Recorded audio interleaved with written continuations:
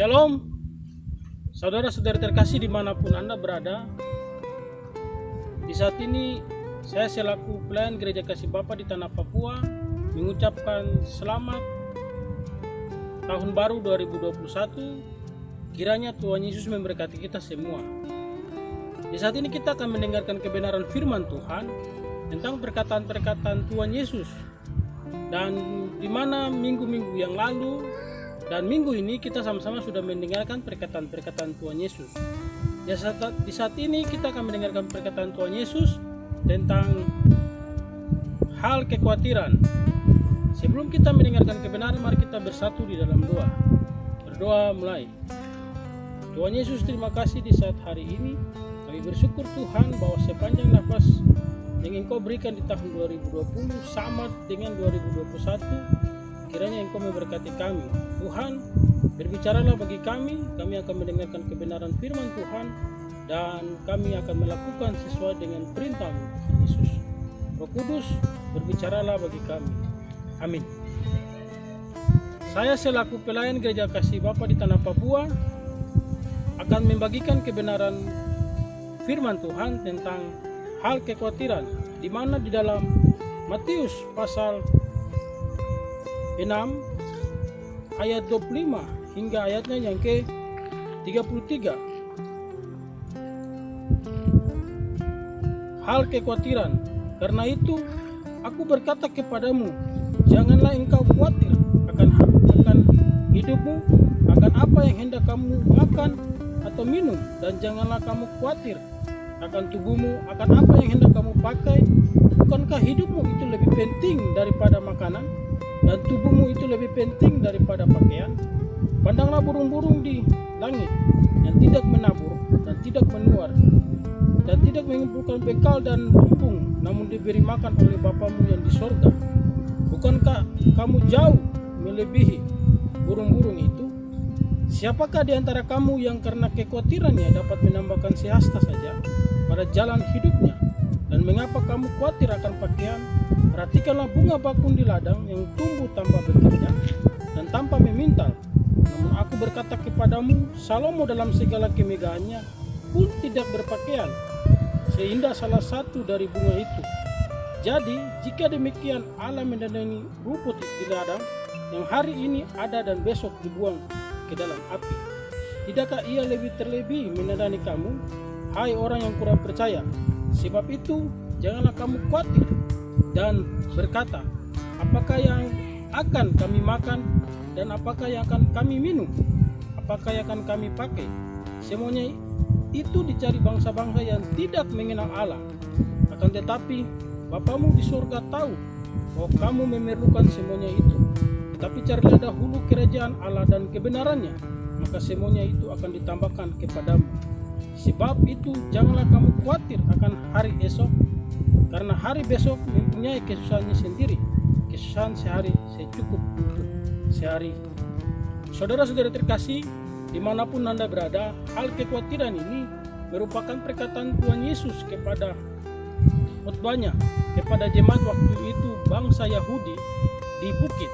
Dan di saat ini saya akan membagikan bagaimana hal kekhawatiran itu di dalam kehidupan kita.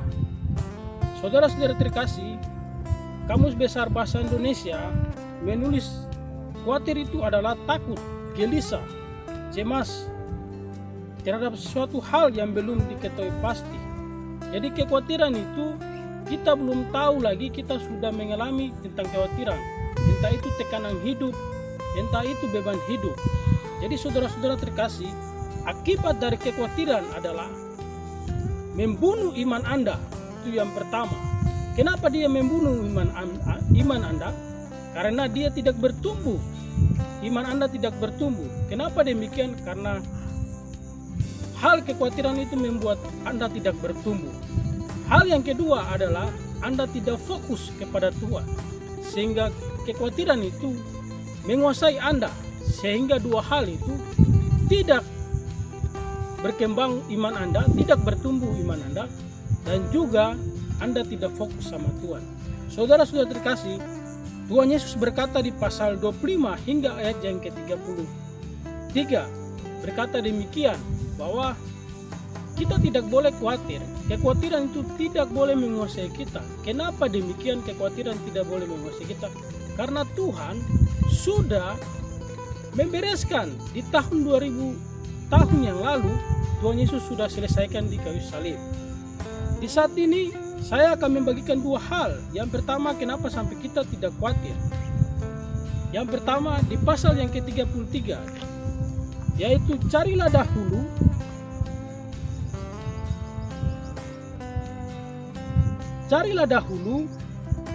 kerajaan Allah dan kebenarannya, maka semuanya itu akan ditambahkan kepadamu.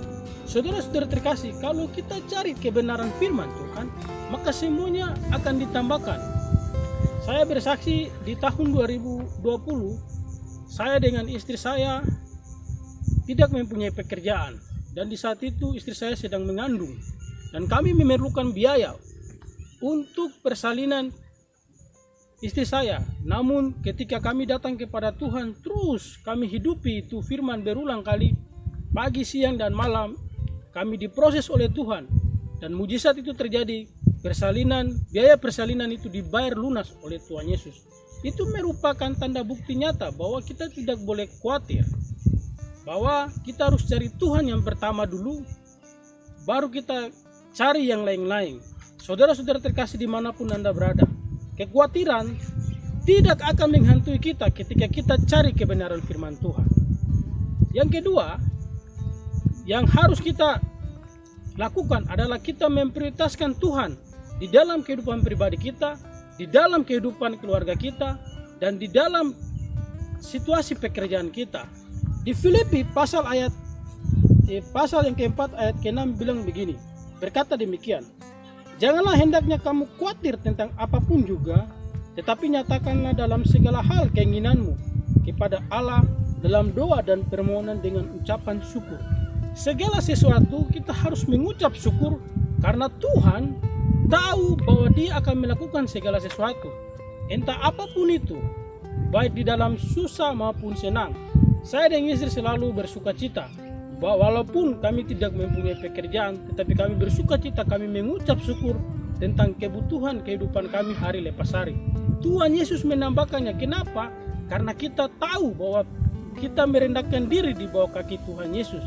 Karena Tuhan akan menyediakan berkat bagi Anda ketika Anda mengucap syukur kepada Tuhan Yesus.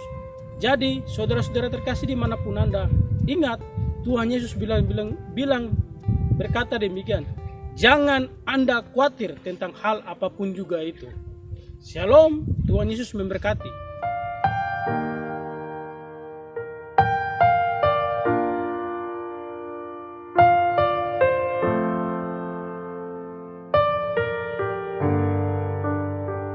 You are here, moving in our midst. I worship you.